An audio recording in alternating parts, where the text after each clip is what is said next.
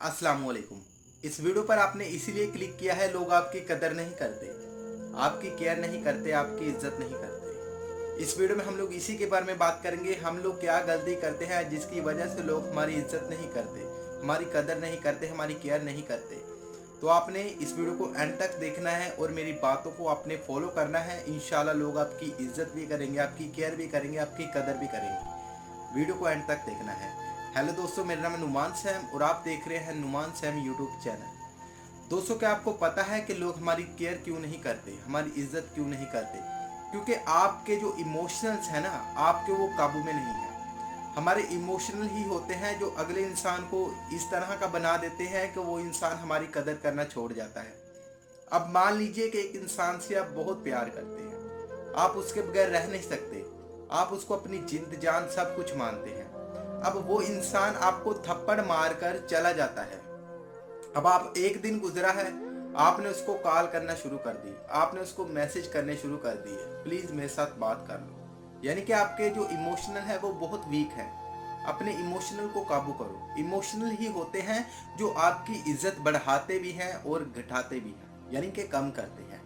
देखिए, जब आप उस इंसान को कॉल कर कर ये रियलाइज कराएंगे ना कि प्लीज मेरे साथ बात कर लो, मेरे साथ कॉल पर बात कर लो, मैं आपके बगैर नहीं रह सकता, तो अगला इंसान जो है वो अपने आप को पता नहीं क्या समझने लग जाता है। वो आप उसको ये फील करवा देते हैं, आप उसको ये चीज फील करवा देते हैं कि आपका उसके बगैर गुजारा नहीं है। ठीक है, फिर वो आपकी कदर नहीं करता, आपकी केयर नहीं करता।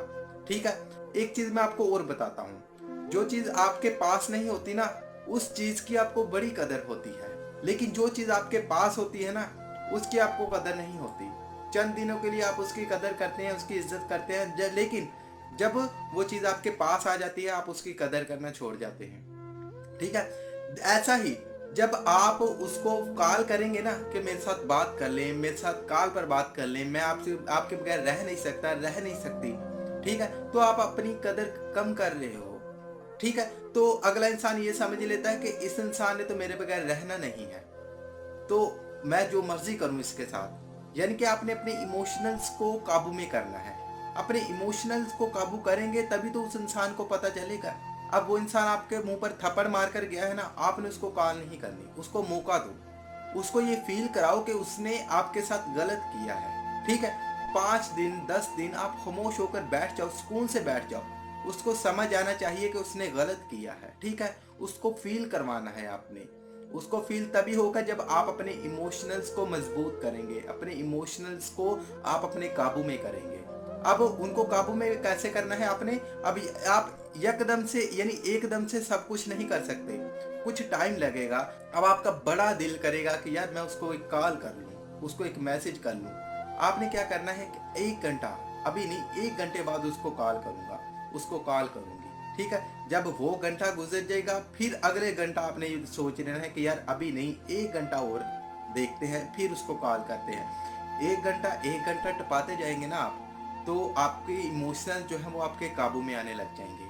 तो अपने इमोशनल्स को काबू में कर लें, लोग आपकी कदर करेंगे।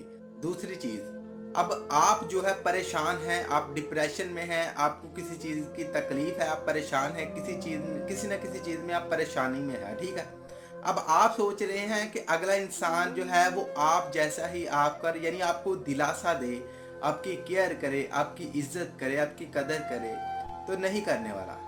आपने जो अपना हाल बना लिया है ना, सबसे पहले आपने अपना हाल जो है उसे चेंज करना है। अपने हाल को चेंज करें ताकि अगले इंसान को आपकी कदर हो।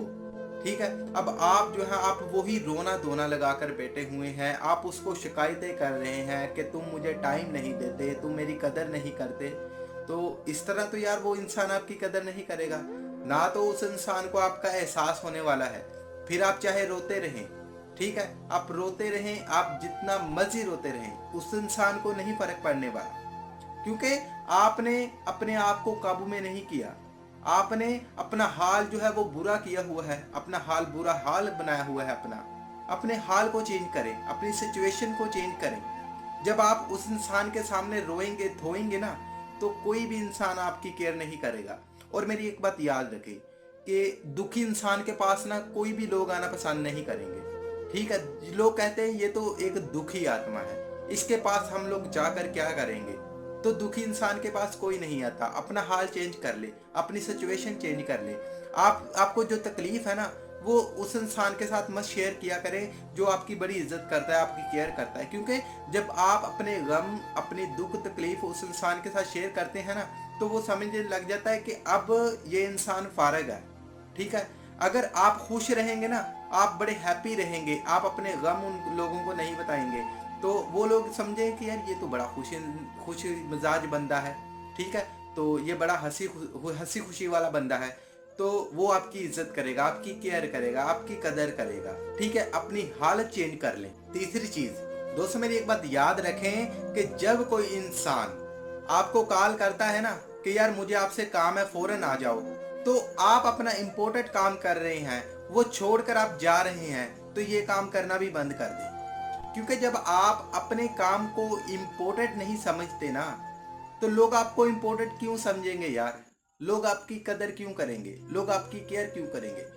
जब तक आप खुद को इम्पोर्टेंट नहीं समझेंगे, खुद की इज्जत नहीं करेंगे, खुद की केयर नहीं करेंगे, तो लोग आपकी इज्जत, आपकी केयर, आपकी कदर क्यों करेंगे यार?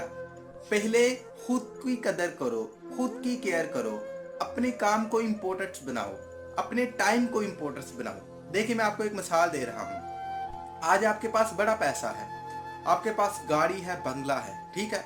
ये सब कुछ अगर आपसे छीन जाए तो ये वापस आ सकता है। ठीक है?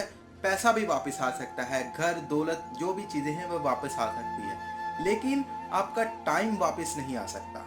ये टाइम सबसे कीमती चीज है, और आप अपने टाइम की कदर नहीं करते, आप अपने टाइम को वैल्यू नहीं देते। तो आज से ही अपने टाइम को इम्पोर्टेंट समझना शुरू कर दें। मैं आपको हरगिज़ ये नहीं बोल रहा कि अगर कोई इंसान मजबूर है, वो उसको आपकी बड़ी ज़रूरत है और आपको नहीं जाना चाहिए। जाना चाहिए आपको, लेकिन आप अपने काम को भी देखें, अगले इंसान को भी देखें, चेक किया करें। अगला इंसान आपको कॉल कर रहा है, उसका जो काम है वो आपके लिए भी इम्पोर्टेंट है, जबकि उसको आपकी शिद्दत से ज़रूरत है, तो आपको जाना चाहिए। ये नहीं कि आप अपना काम कर रहे हैं और अगला इंसान आपको एक कॉल कर रहा है, आजो यार फ्री हैं, गपशप करते हैं, घूमने चलते हैं, और आपने अपना इम्पोर्टेंट काम छोड़ दिया। तो ये गलती आपने नहीं करनी। जब आप अपने काम को इम्पोर्टेंट समझने लग जाएंगे ना, अपने टाइम को इम्पोर्टेंट समझने लग जाएंगे, आप अपने आप को अपने काम में बिजी कर लेंगे, तो लोग आपकी बड़ी इज्जत करेंगे, आपकी बड़ी केयर करेंगे, लोग आपकी बड़ी कदर करेंगे। एक एग्जाम्पल दे रहा हूं आपको। जब आप एक बाइक पर जा रहे हो, ठीक है, एक आप बाइक पर जा रहे हो, आप एक बाइक से उतर कर लोगों को मिलेंगे ना, तो लोग आपको एक सिंपल आम इंसान की तरह मिलेंगे। ठीक है?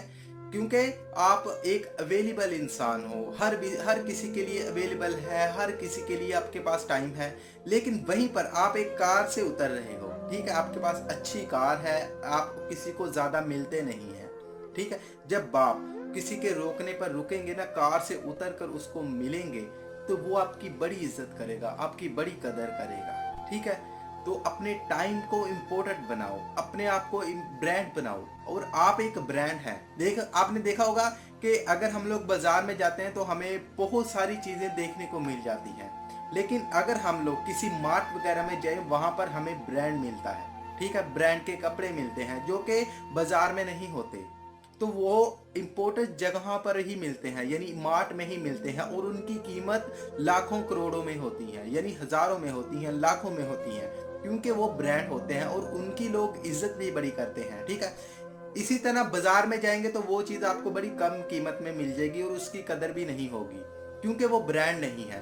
तो अपने आप को एक ब्रांड बना लें, ताकि लोग आपकी इज्जत करें, आपकी केयर करें। आप अपने आप को लाखों करोड़ों में बना लें। देखना कैसे लोग आपकी इज्जत करते हैं, आपकी केयर करते हैं। इन 3 चीज़ों को अपने असूल बना लें, अपनी ज़िंदगी का रूल्स बना लें। देखना लोग आपकी इज्जत भी करेंगे, आपकी केयर भी करेंगे। आई होप कि ये मेरी बातें आपको समझ आ चुकी होंगी, और जो मैं आपको समझाना चाहता था आपको अच्छे से समझ आ चुका होगा। और इस वीडियो को लेकर आपकी क्या राय है, आपने मुझे कमेंट सेक्शन में ज़रूर बताना है। अगर आपको ये वीडियो अच्छी लगी तो इस वीडियो को लाइक कर देना, अपने दोस्तों के साथ शेयर कर देना। अगर आप लोग इस चैनल पर नए आए हैं तो चैनल को सब्सक्राइब कर देना। और इस वीडियो की आखिर में मेरी आप सब लोगों के लिए दिल से दुआ है कि अल्लाह आपको खुश रखे और आपके सारे गम धो दे। आमीन सब आमीन। अल्लाह हाफिज़।